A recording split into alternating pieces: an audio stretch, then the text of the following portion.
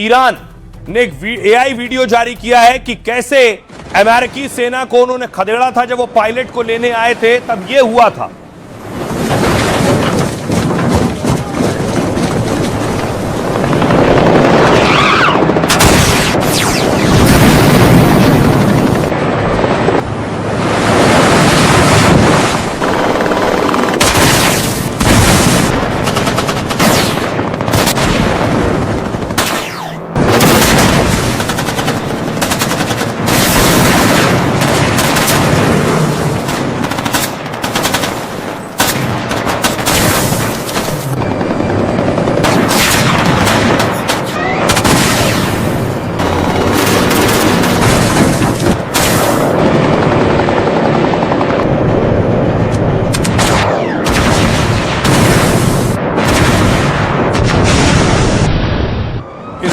के जरिए ईरान ये कहना चाह रहा था कि अमेरिका C-130 लेकर आए थे ईरान की जमीन पर। उनकी सेना आई थी ईरान की जमीन पर पायलट को ले जाने के लिए, लेकिन हम उसके ऊपर टूट पड़े। उसका C-130 भी हमने गिरा दिया, उसके ब्लैक हॉक भी हमने गिरा दिए और यहां से अमेरिका भागने पर मजबूर हो गया।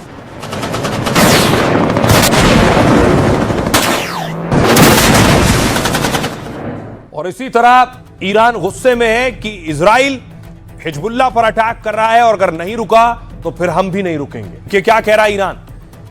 शुरुआती संघर्ष विराम का उल्लंघन हुआ है, ईरान का कहना है। ऐसे हमले धोखेबाजी का संकेत देते हैं। इस्लामाबाद वार्ता की जिम्मेदारी ट्रंप की है।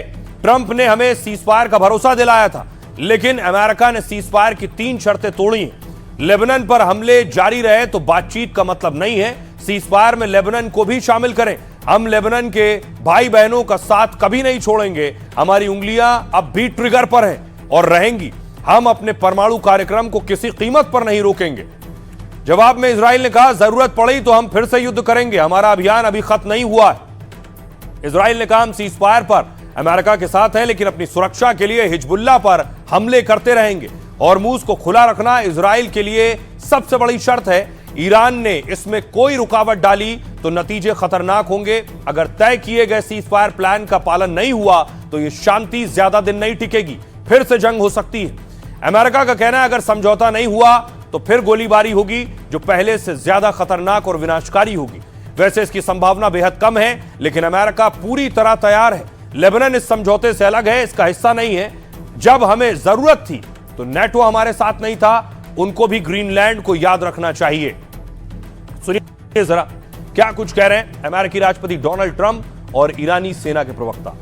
तय वक्त के अनुसार और पहले दिन से बनाई गई योजना के मुताबिक हर एक लक्ष्य हासिल किया गया। ईरान की नौसेना नष्ट कर दी गई। रक्षा औद्योगिक आधार पूरी तरह तबाह कर दिया गया है। परमाणु हथियार बनाने की महत्वाकांक्षा खत्म कर दी गई है। क्षेत्र को खतरा पैदा करने की ईरान की क्षमता को व्यवस्थित रूप से ध्वस्त कर दिया गया है।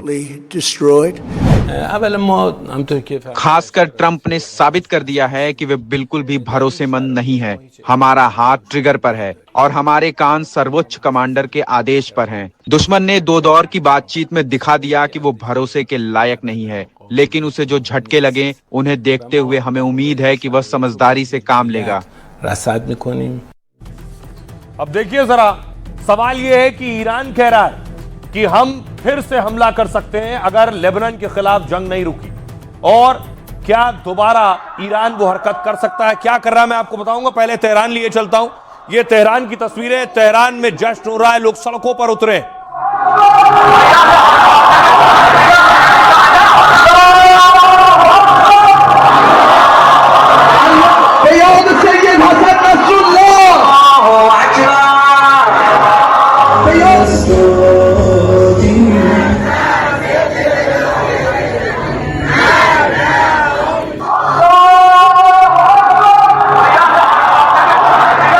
दूसरी तरफ ईरान में अमेरिकी और इजरायली जो एजेंट हैं उनके हथियार पकड़े गए। दावा किया गया है ये अमेरिका और इजरायली एजेंट थे जिनके पास ये असलहा और गोला बारूद था।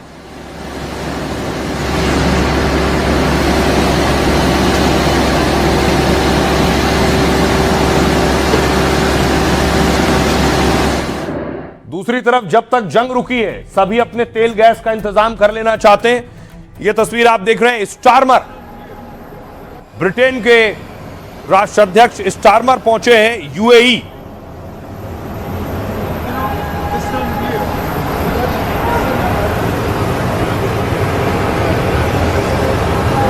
यूएई पहुंचे हैं स्ट्रेट ऑफ हॉर्मूज पर बात करने के लिए, क्योंकि उसी रास्ते से तेल और गैस जाता है।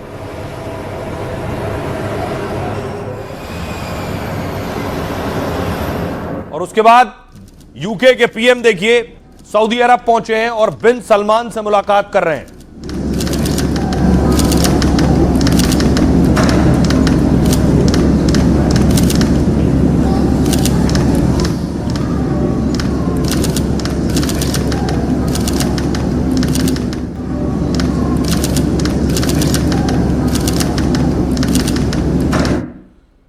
ईरान ये धमकी दे रहा है कि वो हॉर्मूज बंद कर देगा, जहाज गुजरने नहीं देगा अगर जंग नहीं रुकी।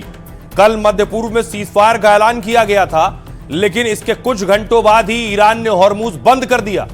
ईरान ने दोबारा हॉर्मूज तो खोला, लेकिन ऐसी शर्त पर कि दुनिया टेंशन में। ईरान ने कहा वो हॉर्मूज से रोज सिर्फ 15 जहाज गुजरने देगा और दावा है कि अरोरा नाम का ऑयल टैंकर जैसे ही हॉर्मूज पहुंचा, अचानक 180 डिग्री घूमकर वापस फारस की खाड़ी में लौट गया है। ईरान ने यह भी कहा है कि उसने समुद्र में बारूदी सुरंगें बिछाई हुई हैं, इसलिए जहाजों टैंकरों को बहुत संभल कर चलना है। शुरुआत में कुछ जहाजों ने रास्ता पार करने की कोशिश की, लेकिन इजराइल के लेबनान पर हमलों के बाद स्थिति बदल गई है। बुधवार को ग्रीस के स्वामित्व वाला बल्क कैरियर एनजे अर्थ और लाइबेरिया का डेटोना बीच जहाज यहां से गुजरे हैं। इससे उम्मीद जगी थी कि हालात जल्द सामान्य हो सकते हैं। रिपोर्ट के मुताबिक इस क्षेत्र में करीब 1000 से ज्यादा जहाज फंसे हैं, जिन्हें निकलने में 2 हफ्ते से ज्यादा का वक्त लगेगा। इससे पहले यह खबर भी आई थी कि ईरान टोल वसूल रहा है। ईरान ने तेल टैंकरों पर $1 प्रति बैरल टोल लगाया है। दरअसल ईरान हॉर्मूज में हर जहाज पर कड़ी नजर रख रहा है। सुनिए जरा व्हाइट हाउस की प्रवक्ता क्या कुछ कह रही है इस पर। Well, with respect to the Hormuz को तुरंत खोला जाना चाहिए। राष्ट्रपति ट्रंप की ये मांग है। ये सार्वजनिक रिपोर्टें झूठी हैं। हमें निजी तौर पर बताया गया है कि ऐसा हो रहा है, नहीं तो ट्रंप सीज फायर तोड़ सकते हैं। different privately, we have seen an uptick. अब देखिए सब अपने अपने तेल गैस का इंतजाम कर रहे हैं, तो भारत की भी जिम्मेदारी अपना इंतजाम करने की। ये आप देख रहे हैं भारत के भी तेल और गैस के जहाज पहुंच रहे हैं।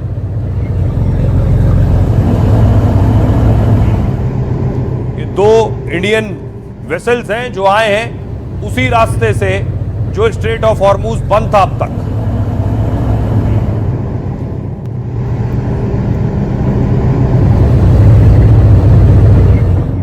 और भारत ने देखिए क्या किया है। पेट्रोलियम मंत्री हरदीप पुरी कतर पहुंच गए।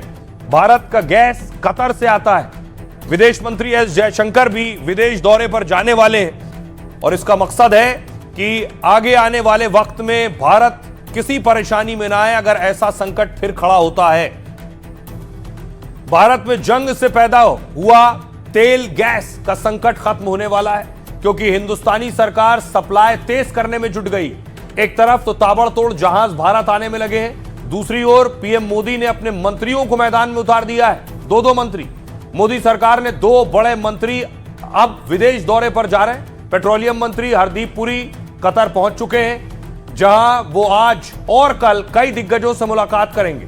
वहीं विदेश मंत्री एस जयशंकर जल्द ही यूएई जाने वाले हैं। 11-12 अप्रैल को जयशंकर यूएई में कई बैठक करेंगे। दोनों मंत्रियों का मकसद है कि तेल गैस की सप्लाई बढ़ाई जाए, क्योंकि मिडिल ईस्ट में जंग के चलते सप्लाई कम हो गई थी, लेकिन अब हॉर्मूज स्ट्रेट से भारतीय जहाज तेजी से आएंगे। दरअसल भारत तेल गैस का बड़ा आयात मिडिल ईस्ट से करता है। भारत अपनी कुल एलपीजी का करीब 30% कतर से मंगवाता है। यूएई भारत का चौथा सबसे बड़ा यानी 10% तेल सप्लायर है। युद्ध की वजह से हॉर्मूज के आसपास हमारे 28 जहाज फंसे हुए थे। इनमें से तेल गैस के 10 जहाज अब तक भारत आ चुके हैं। एलपीजी टैंकर ग्रीन आशा 15,400 टन गैस लेकर भारत पहुंचा है। यह जहाज आज नवी मुंबई के जवाहरलाल नेहरू पोर्ट पर आया है। सुनिए जरा क्या कुछ कह रहे हैं विदेश मंत्रालय के प्रवक्ता रणधीर जायसवाल और joint secretary Sujata. We are closely following. Middle east के हालात पर भारत नजर रखे हुए है। हम वहां के देशों के लगातार संपर्क में हैं। विदेश मंत्री 11 और 12 अप्रैल को यूएई के दौरे पर रहेंगे। साथ ही पेट्रोलियम मंत्री भी 9 और 10 अप्रैल को कतर के दौरे पर हैं। An official visit. घरेलू यूज के लिए एलपीजी की सप्लाई 100% इंश्योर की गई है। हमारे किसी भी एलपीजी डिस्ट्रीब्यूटर पर कोई ड्राई आउट रिपोर्टेड नहीं है। कल एक दिन में 51 लाख से ज्यादा घरों को एलपीजी सिलेंडर की सेल हुई है। कमर्शियल एलपीजी पर अफेक्ट है, जैसा कि आप जानते हैं कि कमर्शियल एलपीजी भी 70% तक रेस्टोर की गई है। हमारी क्रूड इन्वेंट्रीज एडिक्वेट है। हमारी रिफाइनरीज ऑप्टिमम कैपेसिटी पर काम कर रही हैं। सप्लाई सफिशिएंट है, इसलिए अफवाहों पर विश्वास न करें और जरूरत के अनुसार पेट्रोल, डीजल और एलपीजी खरीदें। अब सवाल यह है, कल बड़ा दिन है, शांति वार्ता होने वाली है कल, और शांति वार्ता से पहले आपको तेहरान लिए चलता हूं। इंटेलिजेंस चीफ जो मारे गए थे, आज उनका अंतिम संस्कार हुआ। खुफिया विभाग के प्रमुख को मारा गया था।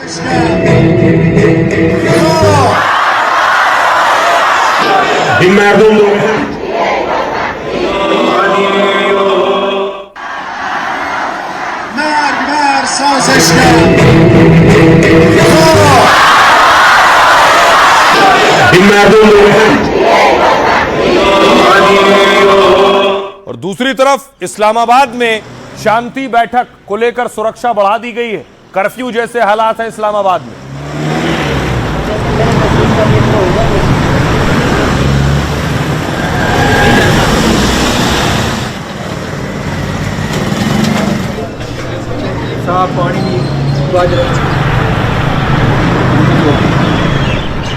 यही वो जगह है जहां ये बैठक होने वाली है। और आइए अब आपको बताऊं कि आखिर बैठक से पहले इस्लामाबाद में हालात क्या हैं। इस्लामाबाद में 10 अप्रैल को अमेरिका ईरान की बैठक है और जंग रोकने के लिए बड़ी शांति वार्ता की तैयारी है।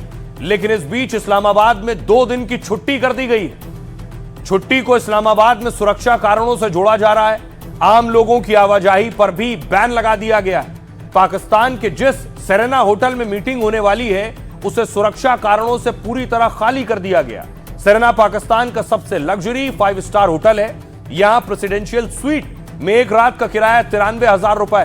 ये पूरे पाकिस्तान में सबसे महंगा और सबसे भव्य होटल है। इस्लामाबाद तो तैयार है, लेकिन वार्ता पर सस्पेंस है। बैठक में अमेरिका के उपराष्ट्रपति जेडी वेंस को शामिल होना है, लेकिन वेंस आएंगे या सुरक्षा वजहों से वो नहीं आएंगे, साफ नहीं है। ईरान का एक प्रतिनिधिमंडल भी पाकिस्तान पहुंचने वाला है, लेकिन खबर यह है कि युद्ध समझौते से ईरान बहुत खुश नहीं है। दावा है कि लेबनान वाली शर्त पर पाकिस्तान ने भ्रम फैलाया। ईरानी राजदूत ने पहले ट्वीट किया कि पाकिस्तान में बात होगी, लेकिन जब लेबनान पर ईरान में तनाव बढ़ा तो ट्वीट डिलीट कर दिया उन्होंने। मतलब ईरान के भी इस्लामाबाद वार्ता में आने पर सस्पेंस है। और इस बीच बड़ी खबर देखी आ गई कि इजराइल और लेबनान में सीधी बातचीत जल्द हो सकती है। इजराइल के पीएम नेतन्याहू ने निर्देश दिए लेबनान के साथ जल्द से जल्द बातचीत हो। लेबनान ने इजराइल से सीधी बातचीत की अपील की थी। क्या नेतन्याहू तैयार हो गए इसके लिए? वो ऐसे संकेत दे रहे हैं या चौतरफा दबाव उन पर पड़ रहा है जिसके बाद वो राजी हुए?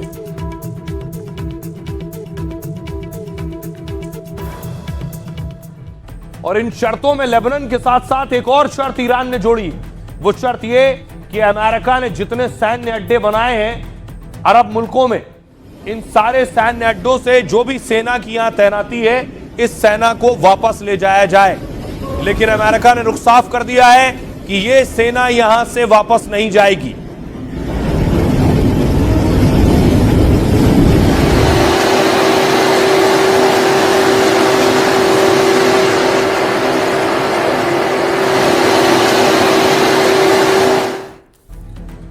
तो भले ही अमेरिका ने युद्ध विराम की घोषणा कर दी हो, लेकिन ट्रंप की सेना मैदाने जंग नहीं छोड़ने वाली है।